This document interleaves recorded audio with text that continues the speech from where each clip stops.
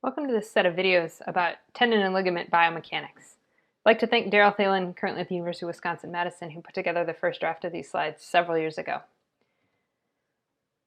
Ligaments form the connections between our soft collagenous tissue. Ligaments are a soft collagenous tissue that connect bone to bone in the human body. And their function is primarily to augment joint stability, guide joint motion, and help with proprioception, knowing where the body is in space.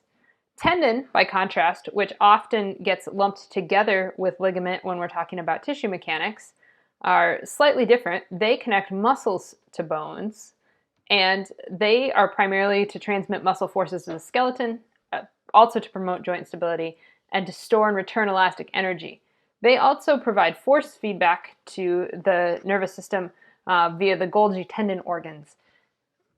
But their mechanical properties of tendon and ligament are very, very similar, and so they're both collagenous soft tissues that have some similar challenges for repair and form an important part of the orthopedic biomechanics due to their frequency of being torn and difficulty to repair effectively. So they really have similar structure and different function. But one is subjected to higher loads normally. I'll give you a second to think about which one and why. And the answer is tendon, normally subjected to higher loads because muscles create forces, and the tendons are their job is to transmit that force, apply that force to the bones. So, considering the structure of tendon and ligament. So tendon and ligaments are composed of 20% cellular material by volume, and that's primarily fibroblasts. In tendons, those are called tenocytes. And 80% of the extracellular matrix. So tendons are mostly extracellular matrix, which is comprised of 50 to 70% water, and then 30 to 45% of solids.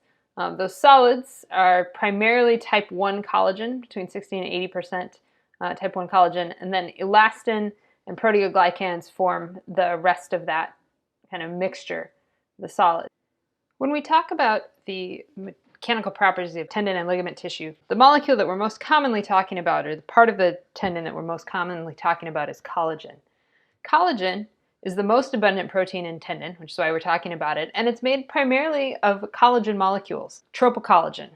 Tropocollagen is a triple helix of polypeptide strands, and each strand has the triple helix shape that's shown there with the red, green, and blue. And they're about 300 nanometers long by 1.5 nanometers in diameter. Collagen has 28 or more different types that are present in the human body, but most of the collagen is types 1 through 4. 90% of the collagen in the human body is types 1 through 4. Type 1 is the type of collagen found in bone and tendon, and type 2 is the type found in cartilage. Then the others, type 3 and 4, are found in the blood vessels. And collagen is what's responsible for giving tendon its tensile and ligament its tensile strength.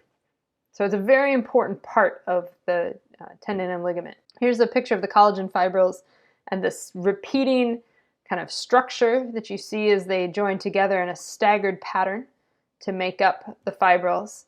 The molecules have a positive head and a negative charge, which provides for cross-linking between the molecules as well as linking kind of links them along their lengths. And then the adjacent molecules are staggered, which gives the collagen a banded appearance in along the length of the ligament.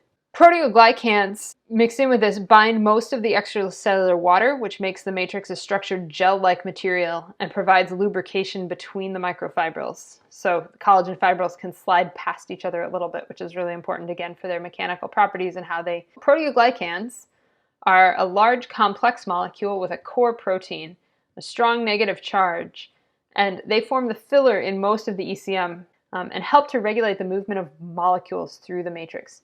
You can see here a picture of a proteoglycan, the hyaluronic acid chains along the sides of it. You can kind of get a sense of the core protein and how it might take up quite a bit of space in the body, molecularly speaking.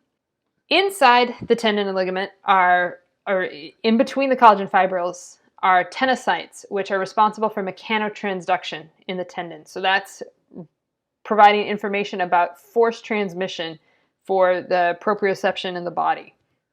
And so tenocytes lie in longitudinal rows along the collagen fibrils. They respond to mechanical loading by stretching when they're in tension and compressing when they're in compression. And they also experience some shear stress via induced fluid flow as the water moves in and out of the tendon as it stretches and compresses. They have multiple extensions within the extracellular matrix, which allows them to communicate and helps with that kind of proprioception, knowing the feedback, the force feedback loops in the tendon. So they're primarily responsible for mechanotransduction, this knowing how much force and where and being able to self-regulate that. And finally, they mechanically induce production and degradation of the extracellular matrix. So they tell the tendon or the tissue when it's time to remodel. It gives tendon and ligament, so the collagen in particular gives tendon and ligament a hierarchical structure where you have tropocollagen, subfibrils, fibrils, fibers, proteoglycans in between the fibers, tenocytes also in between the fibers. And you can see the cells and the crimp pattern evident there on the drawing at kind of the 50 to 200 micrometer range. You can start to see that pattern. And all of those together, bundles of fascicles make up the tendon.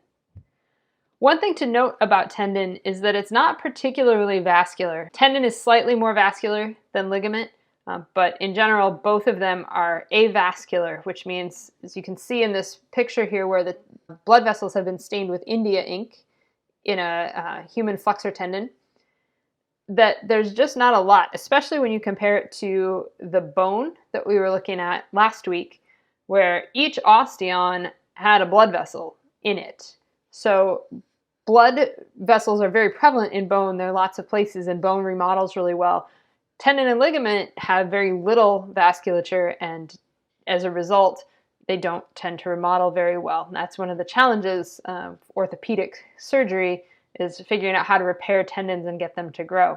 One of the ways that people have experimented with that, and that you can sometimes find treatments for, is platelet-rich plasma injections. And what platelet-rich plasma injections are is where you take blood plasma, which has been enriched with a concentrated source of autologous platelets. And what that means is that somebody has a blood draw, and then you take the blood that's drawn, you put it in a centrifuge, you spin it down so that the red blood cells separate down at the bottom, the plasma up at the top, and in between the red blood cells and the plasma, you have this platelet-rich layer. So you take that platelet layer, and then you inject the platelets into the tendon. And the idea is that that is where all of the signaling molecules are, all of the remodeling things are.